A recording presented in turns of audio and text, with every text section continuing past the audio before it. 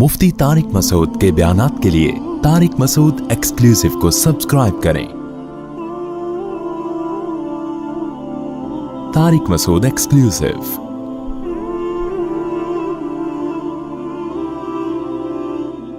नबी सल्लल्लाहु अलैहि वसल्लम ने फरमाया कि लैलतुल क़द्र में ये दुआ ज़्यादा पढ़ा करो, अल्लाहुम्मा इन्नका अफ़ुव्वुन तुहिब्बुल अफ़्वा फ़अफ़ु अन्ना। ऐ अल्लाह, तू मुआफ़ी को पसंद करता है, सरापा मुआफ़ी है, बस तू हमें मुआफ़ कर दे। कुरान में दो जगह अल्लाह ने लैलतुल क़द्र की फ़जीलत बयान की, एक सूरह दुखान में और एक सूरह क़द्र में। सूरह दुखान में कहा इन्ना अंज़लनाहु फ़ी लैलतिन मुबारका, हमने इस कुरान को नाजिल किया बरकत वाली रात में। और सूरह क़द्र में है इन्ना अंज़लनाहु फ़ी लैलतिल क़द्र, हमने क़द्र की रात में इसको नाजिल किया। और दोनों जगह कुरान में है तनज़्ज़लुल मलाइकतु वर्रूहु फ़ीहा मिन कुल्ली अम्र बिइज़्नि रब्बिहिम मिन कुल्ली अम्र, कि फ़रिश्ते इस रात में अल्लाह के हुक्म को लेकर नाजिल होते हैं। और सूरह दुखान में कहा फ़ीहा युफ़रक़ु कुल्लु अम्रिन हकीम, हर हिकमत वाले फ़ैसले इस रात में किए जाते हैं। तो ये सब लैलतुल क़द्र के बारे में है। इसको लोग शब बरात पर ले जाते हैं। और कुरान में है खैरुम मिन अल्फ़ि शहर, 1000 महीने से बेहतर है। तो इसलिए लैलतुल क़द्र को तलाश करना चाहिए। हमें मुतय्यन तौर पर वो बताई नहीं गई है। बताया गया था नबी सल्लल्लाहु अलैहि वसल्लम को, लेकिन आपको भुला दिया गया। इसमें हिकमतें हैं, मसलहतें हैं। बड़ी हिकमत ये है कि अगर बता दी जाती तो हम रमज़ान के आखिरी अशरे में पूरी में इबादत ना करते, पूरे साल सोते रहते, पूरे रमज़ान सोते रहते और ख़ास उस रात को कुछ अल्लाह अल्लाह कर लेते। और ये भी ख़तरा था बता दी जाती तो उसमें गुनाह का अज़ाब भी 1000 गुना, सैकड़ों गुना बढ़ जाता, फिर हुज्जत तमाम हो जाती। फिर कोई गुनहगार ये नहीं कह सकता था कि भाई मुझे क्या पता था आज लैलतुल क़द्र है। बड़ा अज़ाब आ सकता था अल्लाह का, कोई उस रात में गुनाह करता। तो इसलिए अल्लाह की हिकमत ने इस बात का तकाजा किया कि इस रात को छुपा दिया जाए। अब इम्कानात हैं। पहली बात तो रमज़ान में होगी, इतनी बात तो तकरीबन यकीनी है। दूसरी बात रमज़ान के आखिरी अशरे में होगी, ये भी तकरीबन यकीनी है। अब आखिरी अशरे में फिर हमें यकीनी नहीं बताया कौन सी रात। ये बता दिया गया कि ताक़ रातों में, यानी 21वीं रात, 22वीं रात, 23वीं रात, 24वीं, 25वीं, 27वीं और 29वीं, इन रातों में इम्कान ज़्यादा है। और बाज़ हजरात के नज़दीक 27वीं में इम्कान और भी ज़्यादा है। बाज़ हजरात का मौक़िफ़ है, लेकिन यकीनी बात नहीं है। तो ताक़ रातों में यानी कोशिश तो करें रमज़ान के आखिरी अशरे में इबादत करें, वरना कम से कम आखिरी दर्जा क्या है कि रमज़ान की ताक़ रातों में खुद भी नमाज, तिलावत और दुआ में दिल लगाएं और अपने घर वालों को भी नमाज़ों और तिलावत में लगाएं, दुआओं को, बच्चों को भी लगाएं। उठाया करें रात को जाके कि बेटा उठो, थोड़ा अल्लाह अल्लाह कर लो, नमाज पढ़ लो, कुछ अल्लाह से दुआएं मांग लो। दुआ को बहुत फोकस करना चाहिए। आजकल दुआओं को छोड़ दिया बिल्कुल, हालांकि सबसे बड़ी इबादत ही दुआ है। दुआ में अल्लाह और बंदे का जो कनेक्शन होता है ना, वो नमाज में भी नहीं बनता, वो तिलावत में भी नहीं बनता। वो जो ताल्लुक़ बनता है ना अल्लाह और बंदे का दुआ में, वो किसी इबादत में नहीं बनता। तिलावत का मतलब तो ये कि अल्लाह आपसे क्या कह रहा है वो सुन लें आप, इसमें तो ये फ़ायदा होता है। लेकिन दुआ में तो आप अल्लाह से ताल्लुक़ बढ़ाते हैं ना, आप अल्लाह से मांगते हैं। तो इसलिए इन रातों में खूब गिड़गिड़ा के लंबी लंबी दुआएं मांगने का मामूल बनाएं। एतकाफ़ वाले साथी भी बैठ जाया करें अकेले में, कहीं कुछ कर लें अल्लाह अल्लाह, سب کچھ مانگ لیں یہ سوچ کر کہ جو مانگیں گے اللہ ہمیں وہ دے گا. جب انسان مانگتا ہے نا پتہ نہیں ملے گا نہ ملے تو پھر ملتا نہیں ہے. اللہ کہتا ہے جب تیرا میرے بارے میں یہ نظریہ ہے کہ میں دیتا ہی نہیں ہوں تو پھر مانگتا رہے بیٹھ کے, میں نہیں دوں گا. اللہ میں استغنا بہت ہے. اللہ کا معاملہ یہ ہے کہ اللہ میں استغنا بہت ہے. اللہ کے سامنے جھکو گے تو وہ چپڑ پھاڑ کے دے گا. تھوڑی سی بھی اکڑ دکھاؤ گے تو پھر اللہ کا کچھ نہیں بگاڑ سکتے, پھر خود ہی رلتے رہو گے, ساری زندگی برباد ہوتے رہو گے. جیسے نبی صلی اللہ علیہ وسلم نے ایک بوڑھے کو بخار میں دیکھا, فرمایا کہ طہور, یہ بخار تمہارے گناہوں کو معاف کرے گا, خیر برکت کا ذریعہ ہے. وہ بیچارہ کہیں غصے میں تھا, اس نے کہا یہ ایک بڈھے کو تنگ کرنے کے لیے آیا ہے. آپ نے فرمایا اب ایسا ہی ہوگا, یہ گناہوں کی معافی کا ذریعہ نہیں بنے گا. تو دعا میں مانگیں یہ سوچ کر کے یقینی طور پر اللہ میری دعا کو قبول کرے گا, اور بار بار مانگتے رہیں. مانگیں کیا, یہ بڑی پرابلم ہے, یہ بڑا مسلمان کے ساتھ مسئلہ ہے. بھائی بڑی بڑی چیزیں مانگیں اللہ تعالیٰ سے. سب سے بنیادی ضرورت ہماری کیا ہے؟ فَمَنْ زُحْزِحَ عَنِ النَّارِ وَأُدْخِلَ الْجَنَّةَ فَقَدْ فَازَ, جسے جہنم کی آگ سے بچا لیا گیا اور جنت میں داخل کر دیا گیا, وہ ہے اصل کامیاب.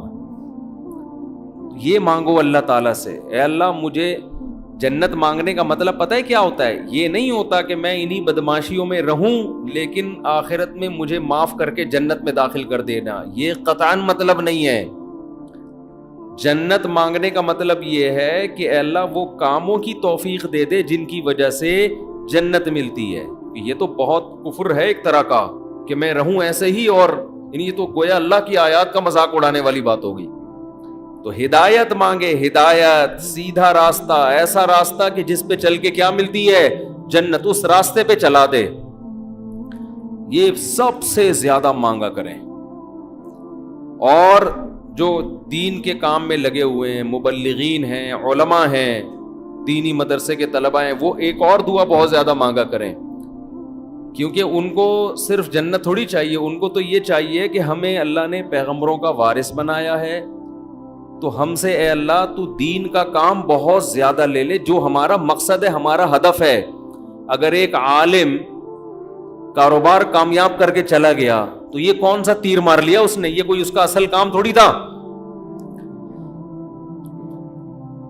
ایک عالم شادی کر کے 4 شادیاں کی اور دھڑا دھڑ بچے پیدا کر کے دنیا سے چلا گیا, کام تو یہ بھی اچھا کیا اس نے, لیکن یہ اس کا اصل ہدف, یہ تو کوئی بھی کر سکتا ہے.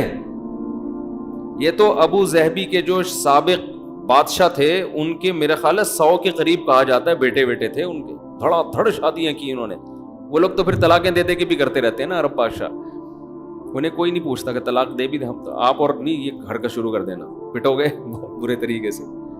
ویسے بھی شریعت میں پسندیدہ کام نہیں ہے طلاق دینا, لیکن عرب لوگوں کے پاس پیسہ بہت ہے, وہ بھائی ایک بیوی کو طلاق دی, یہ بھائی بنگلہ دے دیا, وہ خوش ہوتی ہے, چل بھائی بنگلہ ملا, ایک اور شادی کی, تو ان کے ہو جاتے ہیں 100. تو عالم کا اصل کام کیا ہے؟ اللہ اس سے دین کا کام لے لے. جیسے پیغمبروں کو دنیا میں بھیجا گیا دین کی خدمت کے لیے, وہ اگر وہی نہ کریں تو پھر ان کا مقام اور مرتبہ ہے, ظاہر ہے ان کا مقام کس لیے؟ دین کی خدمت.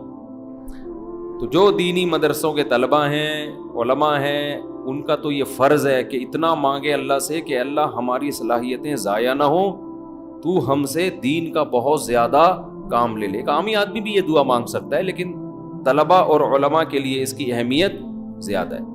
تو اس میں ہمارے حضرت یہ دعا بتایا کرتے تھے, اے اللہ اخلاص کے ساتھ کام لے لے دین کا, کیونکہ دین کے کام میں بہت دفعہ ریاکاری آتی ہے. کام دین کا ہوتا ہے لیکن پھر آدمی کی اپنی انا شامل ہو جاتی ہے, اپنی پبلسٹی, میں بڑا بن جاؤں, میری پروموشن ہو, مجھے لوگ واہ واہ کریں, یہ نفس کی خواہش اس میں کیا ہوتی ہے شامل, اور اس سے دین کا کام تو ہو جاتا ہے, آپ کو قیامت کے دن ٹکے کا بھی اجر نہیں ملتا. کیوں؟ حدیث میں آتا ہے ان اللہ رب یؤید ھذا الدین برجل فاجر او کما قال صلی اللہ علیہ وسلم, اللہ بعض دفعہ کسی فاسق سے بھی دین کا کام لے لیتے ہیں. اس کا اللہ کی نظر میں مقام نہیں ہوتا, لیکن بعض دفعہ کام اللہ اس سے لے لیتے ہیں, ہو جاتا ہے, لیکن مقبول نہیں ہوتا وہ. تو اخلاص کے ساتھ دین کے کام کی اللہ توفیق دے. کس کے ساتھ؟ اخلاص. دوسرا عافیت کے ساتھ.